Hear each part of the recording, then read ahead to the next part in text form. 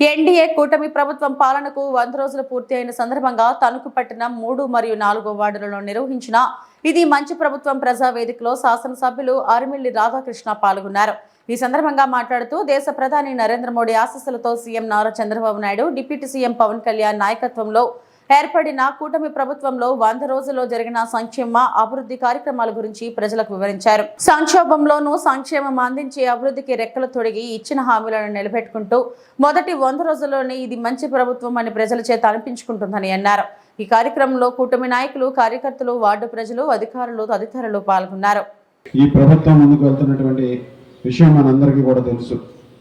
గత ప్రభుత్వంలో వైఎస్ జగన్మోహన్ రెడ్డి ఏ విధంగా ఈ రాష్ట్రాన్ని భ్రష్టు పట్టించారో, వ్యవస్థలను ఏ విధంగా నిర్వహణ చేశారో మనందరం కూడా చూసాం. ఈరోజు మీరందరూ కూడా టీవీలు చూస్తున్నా, పేపర్లు చదువుతున్నా ఈరోజు కనిపించే అంశం కూడా మనందరం కూడా ఆలోచన చేయాలి. ఆవు నెయ్యి ఎంత ఉంటుందమ్మా కేజీ? అమ్మా ఎంత ఉంటుంది చెప్పండి ఒకళ్ళు. అమ్మా 700. ఆవు నెయ్యిని కూడా తిరుపతి లడ్డూలో కలిపే ఆవు నెయ్యిలో కల్తీ చేసినటువంటి వ్యక్తి జగన్మోహన్ రెడ్డి. ఈరోజు 350 రూపాయలకు ఆవు నెయ్యి దొరికిందండి వాళ్ళకి. ఈరోజు అవి పరీక్షలు చేయిస్తే ఆవు నెయ్యిలో ఏముందంటే అంతా కూడా కల్తీ. అవన్నీ కూడా పరీక్షలు చేయించారు ఈ ప్రభుత్వం వచ్చిన తర్వాత.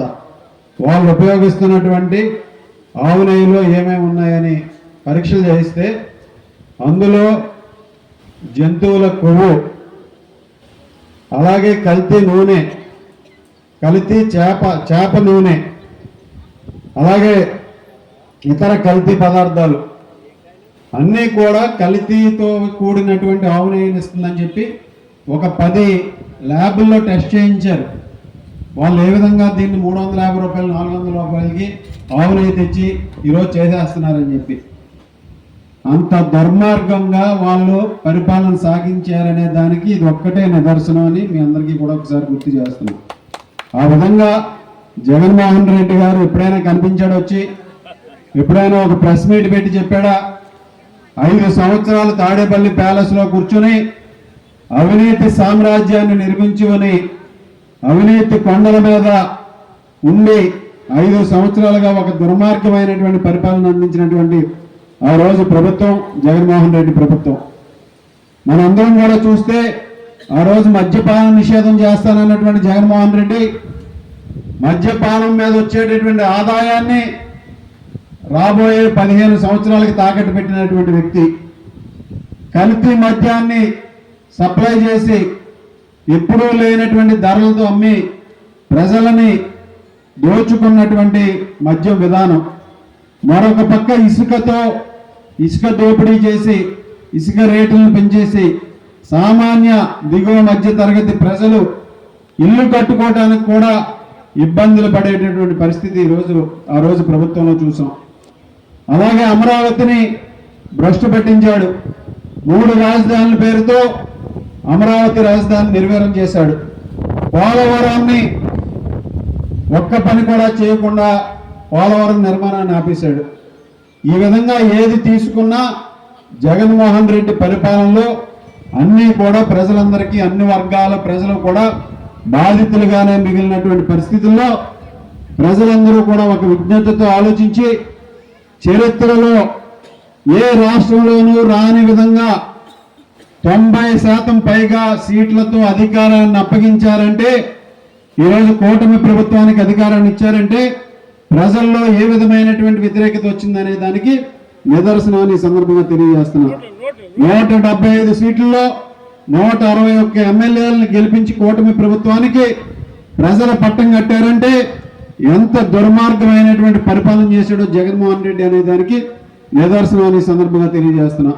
ఈరోజు అటువంటి దుర్మార్గమైనటువంటి పరిపాలన నుంచి ఈరోజు ఒక సుపరిపాలనకి, ఒక సక్రమమైనటువంటి పరిపాలనకి, ఒక విజన్ ఉన్నటువంటి నాయకులు, ఒక సమర్థవంతమైనటువంటి నాయకత్వంలో చంద్రబాబు నాయుడు గారి నాయకత్వంలో జూన్ 12వ తేదీన ప్రమాణ స్వీకారం చేసి ఈ రోజుకు 100 రోజులు కంప్లీట్ చేసుకుని 100 రోజులుగా అభివృద్ధిని, సంక్షేమాన్ని కూడా పరుగులు పెట్టించి ఈ రాష్ట్రంలో అన్ని వర్గాల ప్రజల ఆకాంక్షలకు అనుగుణంగా పనిచేస్తూ ముఖ్యంగా యువత భవిష్యత్తుని పునర్నిర్మించే విధంగా ఈ ప్రభుత్వం ముందుకెళ్తుందని ఈ సందర్భంగా తెలియజేస్తున్నా.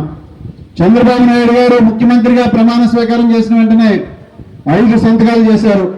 పెన్షన్లు ఏదైతే ఉందో హామీ ఇచ్చారో 3,000 రూపాయలు ఉన్న పెన్షన్ 4,000 చేశారు. అది కూడా ఆ 4,000 పెన్షన్ని మనకి ఏప్రిల్ నుంచే అమలు చేస్తామని హామీ ఇచ్చి 3 నెలల పెన్షన్ని జూలై నెల 1వ తేదీన అందించినటువంటి ఘనత చంద్రబాబు నాయుడు గారికి తప్పుతుందని ఈ సందర్భంగా తెలియజేస్తున్నా. అలాగే ఆ రోజు ల్యాండ్ టైటిలింగ్ యాక్ట్ అని పెట్టాడు జగన్మోహన్ రెడ్డి. మన భూమి మన పేరు మీద ఉంటుందో తెలీదు, మన ఇళ్ల స్థలం మన పేరు మీద ఉంటుందో లేదో తెలీదు. ఆయన పాస్ పుస్తకాల మీద జగన్మోహన్ రెడ్డి బొమ్మ వేసుకుని ల్యాండ్ టైటిలింగ్ యాక్ట్ అని తెచ్చి మన హక్కుల్ని కూడా కాల రాసే విధంగా తెచ్చినటువంటి దుర్మార్గమైనటువంటి చట్టాన్ని చంద్రబాబు నాయుడు గారు ఇచ్చినటువంటి హామీ మేరకు దాన్ని రద్దు చేయడం జరిగింది. అలాగే ఆ రోజు ప్రతి పేదవాడికి కడుపు నిండా తినాలి అనే ఏదైతే స్వర్గీయ నందమూరి తారక రామారావు గారి ఆశయం ఉందో దానికి అనుగుణంగా ఆ రోజు చంద్రబాబు నాయుడు గారు అన్నా క్యాంటీన్లు ప్రారంభిస్తే వాటిని కూడా దుర్మార్గంగా రద్దు చేసినటువంటి వ్యక్తి జగన్మోహన్ రెడ్డి. చంద్రబాబు నాయుడు గారు అధికారంలోకి వచ్చిన వెంటనే అన్నా క్యాంటీన్లు కూడా ప్రారంభించడం జరిగింది. అలాగే ముఖ్యంగా యువతకి 5 సంవత్సరాల్లో ఎక్కడ కూడా డిఎస్సికి సంబంధించి టీచర్ ఉద్యోగాలకు సంబంధించి రిక్రూట్మెంట్ జరగనటువంటి పరిస్థితుల్లో చంద్రబాబు నాయుడు గారు హామీ